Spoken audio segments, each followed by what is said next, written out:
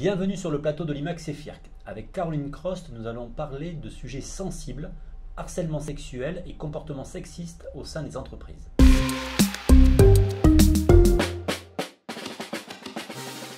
Bonjour Caroline. Bonjour Franck. Parmi les prérogatives des élus du CSE, il y en a un qui est très spécifique. Il doit y avoir un référent harcèlement sexuel et agissement sexiste. En quoi ça consiste ? Alors effectivement, on s'est rendu compte que dans les entreprises, il y avait des problèmes de harcèlement, que ça concerne tout type d'activité, tout type d'entreprise.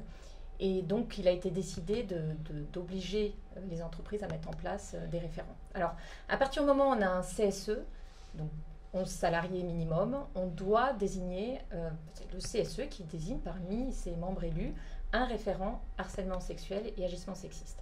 Et les entreprises se doivent également, si elles ont plus de 250 salariés, d'avoir également un référent au sein de l'entreprise qui soit pas forcément partie, qui fasse pas forcément partie du CSE. Donc on en aura deux dans ces structures-là, effectivement. D'accord, ok.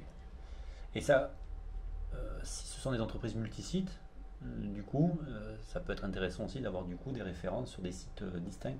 Oui, alors ce qu'il faut savoir, c'est que les membres du CSE, selon la manière dont est constitué le CSE, peuvent être répartis sur différents sites. Après, on va avoir un référent sur l'ensemble de la structure, même s'il y a plusieurs sites, mais rien n'empêche de mettre en place des intermédiaires, comme des intervenants de proximité, pourquoi pas, qui pourront faire le lien avec le référent harcèlement sexuel. Ok. Est-ce qu'on parle toujours concernant les victimes, est-ce qu'on parle toujours de public féminin ? Non, effectivement, la majorité des personnes qui sont victimes de harcèlement sexuel dans une entreprise sont des femmes, mais ce qu'il faut savoir, c'est qu'elles ne sont pas les seules personnes visées. Certains hommes peuvent subir également du harcèlement sexuel de la part de femmes ou d'autres hommes. On a aussi les personnes homosexuelles qui subissent beaucoup des agissements sexistes ou du harcèlement. Donc finalement, ça touche absolument tout le monde. Ok.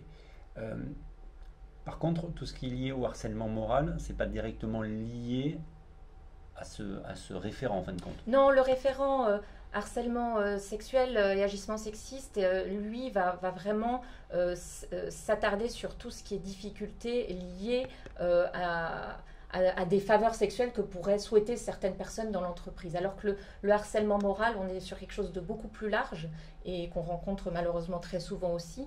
Et ça n'est pas une prérogative dédiée à ce référent. Pour autant, rien n'empêche qu'il soit aussi dédié à cette prérogative-là, mais ça sera sous une autre casquette du coup. Très bien. Alors on le voit, c'est un sujet sensible.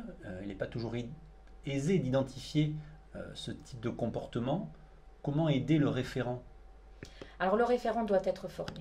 C'est prévu par le Code du travail également. L'employeur doit financer une journée de formation pour ce référent, de manière à ce qu'il puisse être au fait de ces notions, bien comprendre en quoi ça consiste. Et ça va lui permettre, avec ces outils-là, de pouvoir mettre en place de la prévention dans l'entreprise et pouvoir aussi analyser des comportements considérés comme étant du harcèlement sexuel ou des agissements sexistes dans l'entreprise et les faire remonter à l'employeur qui, lui, a quand même une obligation très importante en la matière. Il doit intervenir et il a une responsabilité extrêmement importante vis-à-vis de ses salariés en la matière. Okay. Merci beaucoup, c'est beaucoup plus clair. Avec grand plaisir.